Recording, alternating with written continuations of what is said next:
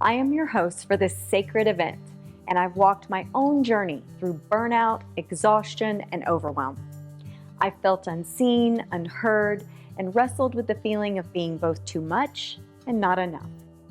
My struggles with unhealthy boundaries and a craving for love were rooted in a childhood filled with trauma.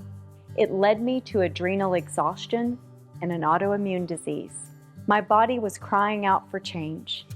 Since 2010, I've been on a healing journey, exploring many modalities and approaches to bring healing into my own life.